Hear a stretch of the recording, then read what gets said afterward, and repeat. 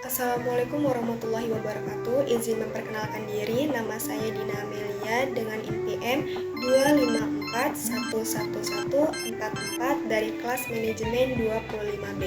Di sini saya akan menjelaskan salah satu materi dari ilmu ekonomi mikro yang berjudul Teori Tingkah Laku Konsumen. Di tingkah laku konsumen ini, di beberapa tahun terakhir ini, kita telah mengalami perubahan yang sangat signifikan, di mana kebutuhan maupun keinginan konsumen itu sangat beragam dan tentunya dapat berubah-ubah sesuai dengan yang namanya pertumbuhan zaman. Di pertumbuhan zaman ini, itu dipengaruhi oleh beberapa faktor, apalagi dalam saat pembelian, terutama itu dipengaruhi oleh digital teknologi, sosial media, artificial intelligence,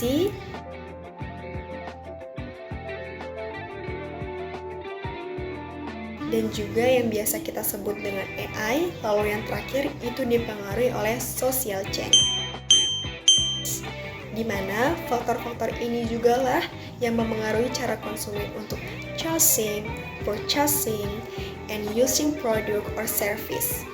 Kita tahu juga di era digital yang sangat canggih sekarang ini, consumers are also related to online shopping, brand perception, dan juga user experience.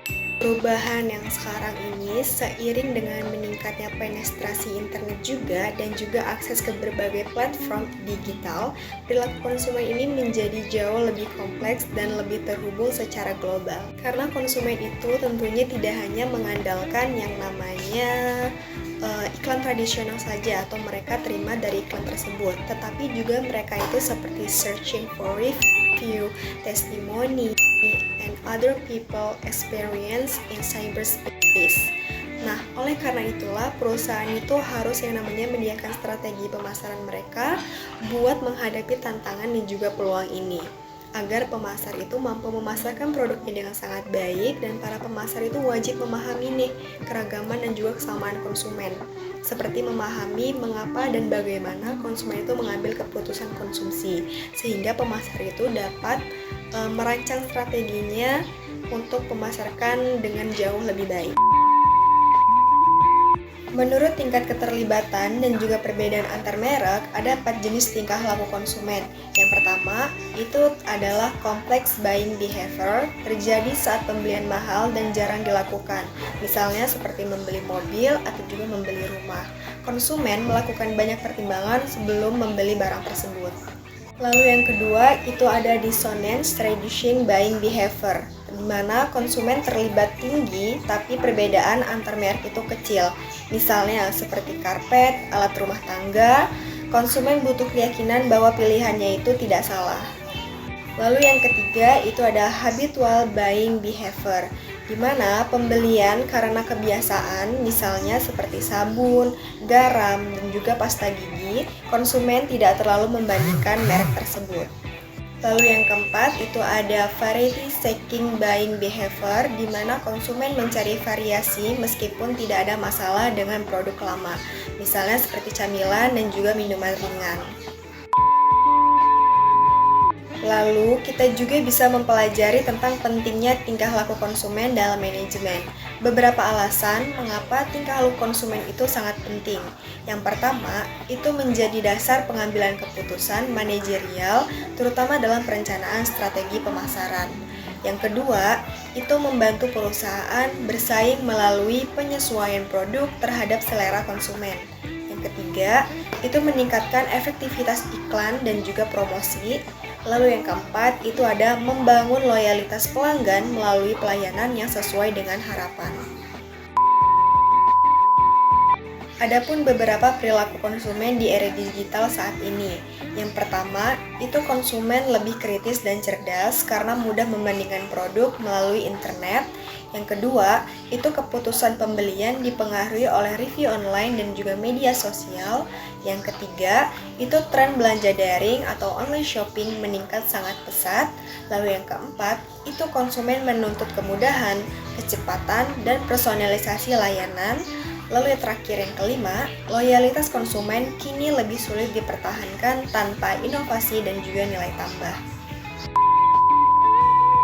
Dan juga tentunya di tingkah laku konsumen ini ada beberapa faktor yang sangat mempengaruhi, itu terutama di budayanya sendiri. Yang pertama itu kita ada faktor budaya atau yang biasa kita sebut dengan culture factor.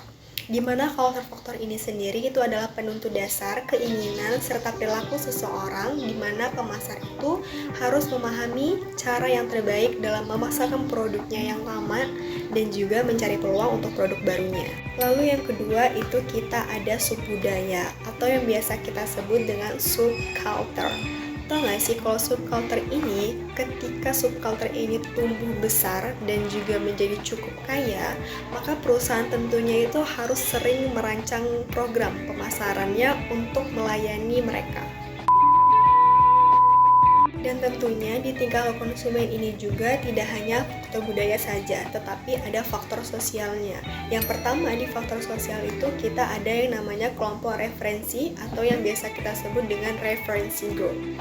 Itu memperkenalkan perilaku dan juga gaya hidup baru kepada seseorang, kemudian mereka itu mempengaruhi sikap dan juga konsep diri mereka, serta mereka itu akan menciptakan yang namanya tekanan kenyamanan yang dapat mengaruhi pilihan dan juga produk dan merek. Lalu yang kedua itu kita ada keluarga atau yang biasa kita sebut dengan family, di mana ini adalah organisasi pembelian konsumen yang paling penting dalam masyarakat yang anggota keluarganya itu mempresentasikan kelompok referensi utama yang paling berpengaruh. Lalu yang ketiga kita ada yang namanya peran dan juga status atau yang biasa kita sebut dengan role and status. Itu menjadi sumber informasi penting dan membantu dalam mendefinisikan norma perilaku sendiri.